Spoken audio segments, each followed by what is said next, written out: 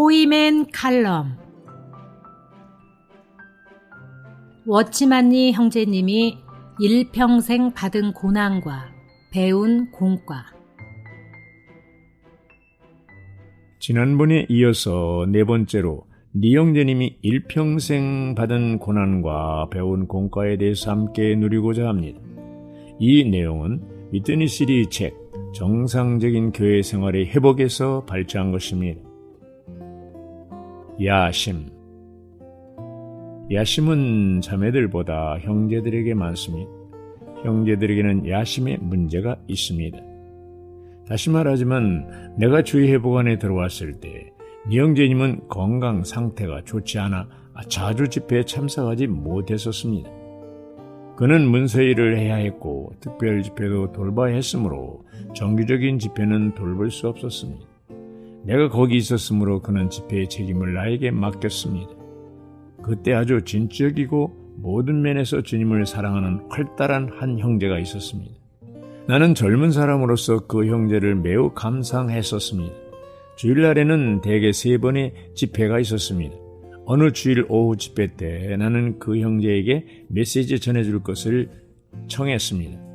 네 형제님은 그 일을 알고서 나를 책망하면서 형제는 그 형제로 하여금 메시지를 전하게 하지 말아야 한다고 말했습니다. 나는 그것이 무엇이 나쁘냐며 이상히 여겼습니다. 그러나 그때 그는 내게 무엇을 설명해 주기를 원치 않았습니다. 나중에 나는 그 형제가 3번째로 교회 생활에 들어온 사람인 것을 알게 되었습니다. 처음부터 그는 인도자가 될 야심을 가지고 있었지만 사실 그는 인도자 되기에 적합하지 않았습니다. 여러분은 무슨 일이 발생했는지 아십니까? 그가 교회에 들어온 1927년부터 계속 장로가 되고자 하는 야심을 가지고 있었습니다. 결국 교회에 들어온 지 21년 되던 해인 1948년에 그는 교회를 떠났고 집에서 모임을 갖기 시작했으며 순회 전도사 한 사람을 고용했습니다. 이것은 사사시대에 이스라엘 백성이 집에다 경배할 우상을 세우고 또 제사장을 고용한 것과 같습니다. 이것은 한 예에 불과합니다. 지난 40년 동안 나는 중국의 유명한 전도사들을 보아하는데 거의 모든 사람이 이 길을 갔었습니다. 그들은 집회에 와서 어떤 지위를 얻기를 기대했습니다. 그러나 네 형제님은 항상 교회가 유기체이지 조직이 아니기 때문에 어느 누구에게도 줄 지위가 없다고 말했습니다. 나는 이름을 말하고 싶진 않지만 오늘 중국에 나와 나이가 비슷한 유명한 전도자들이 모두 야심 때문에 다른 길을 갔다는 것을 알 수 있습니다. 그들은 우리와 한동안 모임을 가진 후에 주일에서 어떤 지위를 얻고자 했는데 결국에는 아무것도 얻지 못하리라는 것을 발견하게 됩니다. 그래서 그들은 우리를 떠나 이 길을 반대하는 사람들이 되었습니다. 이것은 무엇입니까? 야심입니다. 네 형제님은 공개적으로 우리에게 교회 생활에서 지위를 얻고자 하는 사람은 영원히 얻지 못할 것이라고 말한 적이 있습니다. 또 한 젊은 사람이 있었는데 그는 매우 가식적이고 간교했습니다. 그는 항상 가장 영적인 채 했습니다. 왜 그렇습니까? 이는 그의 야심 때문이었습니다. 초기에 상해교회의 모든 성도가 그에게 속았습니다. 그러나 점차 여호의 꼬리가 드러났습니다. 앞에서 인도하는 사람이나 동역자들은 그의 모든 것이 거짓된 것임을 알았습니다. 그래서 모두 이 일을 처리하는 데 동의했습니다. 한 번은 교회가 긴급 집회를 가졌는데 모든 성도가 다 참석했습니다. 그 중 한 동역자는 일어나서 대중 앞에서 그의 거짓됨을 드러냈습니다. 그리하여 많은 사람이 그를 정죄하러 일어났습니다. 모든 회중이 다 그를 정죄했습니다. 그는 떠난 후에 당시 최고의 신학교에 의해 교수로 초빙되었는데 이것이 바로 기독교입니다. 나는 여러분 젊은이들에게 교회 안에 형제들에게 지위를 추구하는 야심의 문제가 있다는 것을 알려주고 싶습니다. 이것은 네 형제님으로 하여금 많은 고통을 당케 했습니다. 그는 나에게 이 일들을 어떻게 처리해야 할지 모르겠다고 말한 적이 있습니다. 결국 그는 어떻게 해야 할지 몰라서 그냥 지나가게 했습니다. 그는 자신에게는 누구에게 줄 지위가 없고 다른 사람도 자신에게 지위를 준 적이 없다고 말했습니다. 누구든지 남고자 하는 자는 남고 떠나고자 하는 사람은 떠나는 것이라고 말했습니다. 그때 야기된 분열은 바로 이런 야심으로 인한 것이었습니다. 야심이 있는 사람은 자신에게 야심이 있다는 것을 시인하지 않는다는 것을 알아야 합니다. 그러나 분열을 야기시킨 다음 그들은 항상 핑계를 대며 교회가 어떤 교리에서 잘못되었고 주님 앞에서 자신은 이에 대해 분명해졌다고 말합니다. 이것들은 모두 거짓된 것이고 핑계이며 야심을 덮는 겉옷에 불과합니다. 거역. 또 한 가지 내가 발견한 것은 바로 형제들의 거역, 때로는 자매들의 거역도 포함된다입니다. 젊었을 때 이스라엘의 역사를 읽던 중 그들이 모세를 거역하는 것을 읽었을 때 나는 그것을 이상히 여겼고 믿어지지가 않았습니다. 그러나 교회 생활 안에 들어온 후 나는 거역을 발견했습니다. 밖으로부터 온 공격이 있을 뿐 아니라 더욱 안으로부터 나온 거역이 있었습니다. 결국 거역뿐 아니라 공격도 있게 됩니다. 이런 공격은 형제들로부터 온 것입니다. 나는 여러분에게 또 한 가지 네 형제님에게 많은 고통을 준 그의 혼인에 대해 언급하고 싶습니다.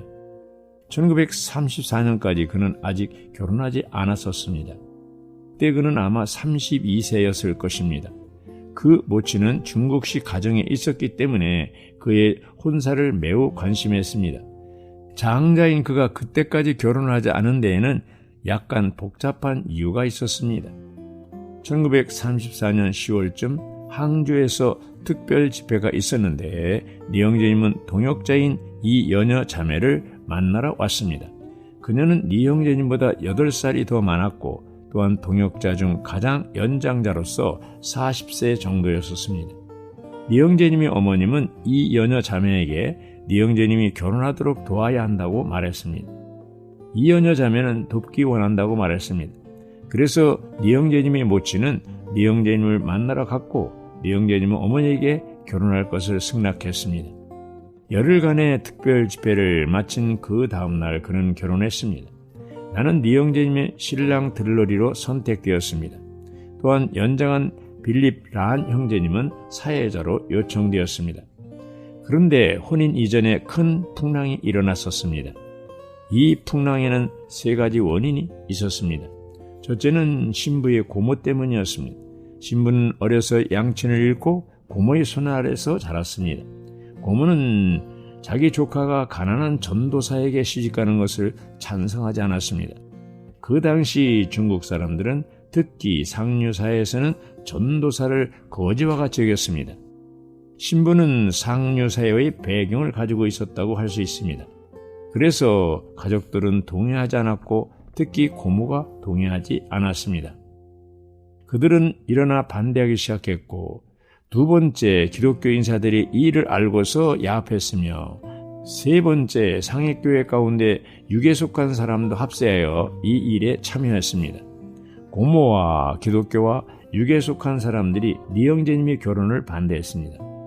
나는 신랑 들러리를 한 다음 북쪽으로 가 휴식을 취했습니다. 그러나 어떤 일이 생겼다는 전보를 받고서 상해로 다시 돌아왔습니다. 간단히 말하면 이것은 큰 풍랑이었습니다. 어느 날 아침 네 형제님은 나를 찾아와서 결혼으로 인해 이런 풍랑이 발생한 것을 들어본 적이 없다고 하며 이렇게 말했습니다. 보십시오. 우리 모든 사람들의 이름이 이 큰 도시의 가장 큰 신문에 실렸습니다. 나는 이것에 대해 자세한 것을 말하고 싶지 않습니다. 결국 네 형제님은 상해를 떠나 천리 밖에 있는 한 성으로 갔습니다. 나는 그 문제들을 해결하기 위해 상해에 머물러 있었습니다. 그러므로 교회 생활에는 항상 청명한 하늘이 있고 교회 안에 있는 사람들은 다 천사라고 생각지 마십시오. 그렇지 않습니다. 그들이 다 천사라 할지라도 사단은 남몰래 작은 귀신들을 집어넣을 것입니다. 내가 또 여러분에게 가장 큰 풍랑을 말해주겠습니다. 초기에 중국은 경제적 상황이 좋지 못했습니다. 많은 사람들이 주님에 의해 일으켜져서 믿음으로 섬기고 하나님을 의지하여 생활했습니다. 내가 여러분에게 나의 간증을 말한 적이 있습니다. 이제 한 가지 더 말해주겠습니다. 1936년 나는 이 사역에서 북쪽으로 보내심을 받았습니다. 그때 사역에서는 사람을 보낼 뿐 누구에게 공급하는 것이 없었습니다. 그들은 이 형제님, 우리에게 형제님이 북편으로 가야 한다는 주님의 인도가 있는데 형제님은 어떻게 느끼십니까? 라고 말했었습니다. 나는 아멘하고 그곳으로 갔습니다. 그곳에 간 후에 모든 필요는 오직 하나님의 공급하심을 앙망해야 했습니다. 당시 내가 북쪽에 갔을 때 이 도시가 상당히 큰 것을 보고 마음속으로 자전거 한 대를 살 수 있다면 행동하기가 편리할 것이라고 생각했습니다. 내가 이를 위하여 기도할 때 가서 사라는 주님의 느낌이 있었습니다. 나는 주님께 지금 내 주머니 속에 돈이 있으나 이것은 이사 비용으로 족할 뿐이라고 말했습니다. 그러나 기쁨 속에는 주님이 돈을 주시리라는 확신이 있었습니다. 이것이 금요일 혹은 토요일의 일이었습니다. 주일 만찬을 마치고서 2원이 들어있는 헌금 봉투를 받았습니다. 주일이 지나고서 월요일에 한 연장한 형제가 나를 찾아와 긴 대화를 가졌습니다. 그는 떠나면서 티테이블 위에 한 봉투를 두고 갔는데 그 위에는 이 형제님, 이것은 당신을 위한 것입니다 라고 쓰여져 있었습니다. 그가 떠난 후 봉투를 뜯어보니 그 안에 10원이 있었습니다. 또 같은 날 등기 편지를 받았는데 그 안에 20원짜리 환어음이 들어 있었습니다. 그 돈은 먼 곳에서 누군가가 내게 보내온 것이었습니다. 나는 우체국에 그 환어음을 바꾸러 갔을 때 자전거 점포에 들어갔습니다. 들어가자마자 모든 면에 만족스러운 자전거를 발견하여 그것을 사게 되었습니다. 자전거는 세금 포함해서 32원이었습니다. 내가 자전거를 사가지고 집으로 돌아왔을 때 마음이 매우 즐거웠습니다. 그래서 서재로 가서 무릎 꿇고 주님께 감사했습니다. 기도할 때 주님은 내게 주일 저녁부터 받은 헌금이 32원이라는 것을 보여주셨습니다. 자연히 나는 주님 앞에서 눈물을 흘리며 주의 신실하심에 감사드렸습니다. 이것은 우리가 어떻게 생활했는가에 대한 하나의 예를 보여주는 것입니다. 그러나 그때 주님에 의해 일어난 사람은 많았으나 시험을 당하고 병든 사람도 많았습니다. 어느 날 이 형제님은 우리에게 동역자의 3분의 2가 폐결핵으로 죽었다는 통계를 보여주었습니다. 그리고 그들은 연령도 많지 않았었습니다. 모두 35세에서 40세 사이였습니다. 내가 여러분에게 네 형제님이 항상 수입의 3분의 1로 남을 도왔다는 것을 말한 적이 있습니다. 그러나 이런 면에서 필요한 금액은 너무나 컸습니다. 여기서 나는 여러분에게 네 형제님의 이야기를 간략하게 말해주겠습니다. 1940년, 41년에 약제사인 네 형제님의 둘째 동생은 중국에서 몇 가지 약품을 생산하고 있었습니다. 그러나 경영을 잘하지 못해서 네 형제님이 도움을 요청했습니다. 그래서 네 형제님은 그 경영을 사역의 필요를 돕기 위한 기회로 삼았습니다. 얼마 안 되어서 제약회사에서 일하는 형제들은 더 높은 지위를 얻으려는 야심 때문에 교회 형제들 가운데 오해를 조작해 냈습니다. 이런 오해들은 눈덩이같이 커졌습니다. 상해교회 전체가 일어나 네 형제님을 반대할 정도로 커졌습니다. 그러므로 네 형제님은 할 수 없이 상해를 떠나게 되었습니다. 같은 시기에 상해는 일본의 통치하에 있었습니다. 상해에 있는 일본 헌병대는 상해 교회에게 기독교의 의장 조직에 참여해달라고 요청했습니다. 이 조직은 일본 당국의 명령을 들었습니다. 교회는 그렇게 할 수 없었기 때문에 모임을 중지당했습니다.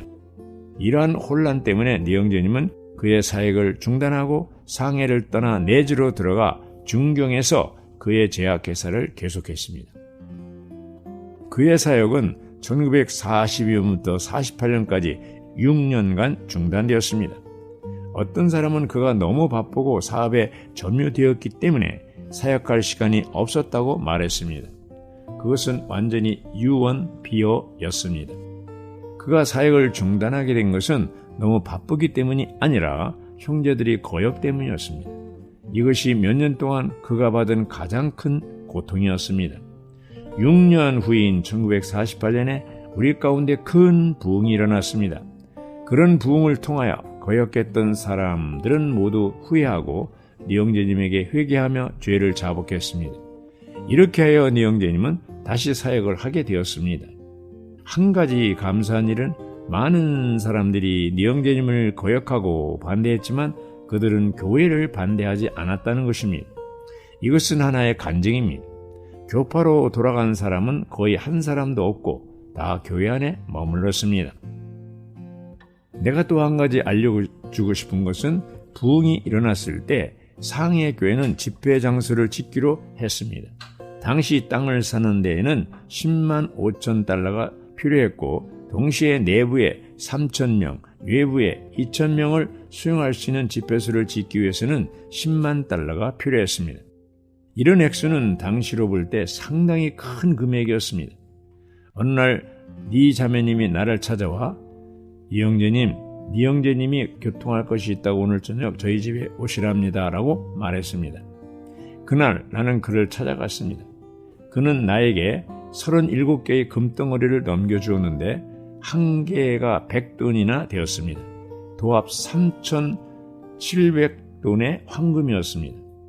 그때의 시가로 10돈이 50불이었습니다. 환산하면 18,500불이었습니다. 그는 이것을 땅 사는 데 사용하라고 말했습니다. 내가 이것이 어디서 났냐고 물으니까 그는 제약회사를 경영하여 생긴 것이라고 말했습니다. 나는 매우 놀랐습니다. 그때 땅을 사서 집회소를 짓기 위해 헌금한 지 6개월이 지났습니다. 형제들이 헌금 총액은 3,700돈의 황금이었습니다. 네 형제님이 내게 건네준 것과 똑같은 금액이었습니다. 이것은 일부분의 이야기에 지나지 않습니다. 그때의 부흥 이후 그는 훈련을 갖기 시작했는데 얼마 안 되어 공산당이 쳐들어와 많은 돈을 들여 산 훈련센터를 점유했습니다. 그 센터는 작은 산에 있었는데 그 위에 지은 작은 집도 다 압수당했습니다. 그는 1950여 년에 감금되어 20년간 옥살이라고 1972년에 감옥에서 순교했습니다. 일생 동안 고난을 당한 사람. 내가 여러분에게 말하지만 나의 관점과 그에 대한 나의 지식에 따르면 그는 일생 동안 하루도 안일한 날을 보내지 못하고 계속 고난을 당했습니다. 이 많은 고난을 거쳐서 그는 천연적인 생명과 혼을 처리하는 것과 자아를 처리하는 것을 배웠습니다. 한쪽에 제쳐놓음을 당했던 6년 동안 그가 배운 마지막 공과는 겉사람의 파쇄였습니다. 천연적인 사람이 파쇄되어야 영이 해방될 가능성이 있습니다. 그러므로 그는 지식이나 교리만을 사람에게 전해주지 않았습니다. 그의 모든 가르침 안에는 참된 체험이 있었습니다. 그는 고난으로부터 이 공과들을 배웠습니다. 오늘 우리들은 이 모든 공과들을 승계받았습니다. 나는 여러분에게 네 형제님에게서 본 고난보다 내 일생을 도운 것이 없다고 간증할 수 있습니다. 그에 대해 받은 인상을 나는 종신토록 잊지 못합니다. 그런 인상들은 나의 그리스도인의 생활에 가장 큰 도움이었습니다. 나는 이것이 또한 교회에게 크나큰 도움이라고 믿습니다. 오늘 우리는 확실히 이런 유산을 물려받았습니다. 이것은 네 형제님이 지불한 큰 대가로 얻어진 것입니다. 이 대가는 바로 그가 받은 고난입니다. 내가 거듭 말하거니와 네 형제님은 일생 고난을 당한 사람입니다. 그에게는 자녀가 없었고 그의 아내는 그보다 7, 8개월 일찍 세상을 떠났습니다. 그녀가 먼저 세상을 떠나고 그 다음 그가 주님께로 갔습니다. 그는 아무것도 남기지 않고 그냥 그렇게 가버렸습니다. 그러나 다른 면에서 그는 적지 않은 것을 남겨주었습니다. 여기에 교회들이 있고 수많은 영적 축복이 있습니다. 이것들은 모두 그로 말미암아 남겨진 유산들입니다. 아멘.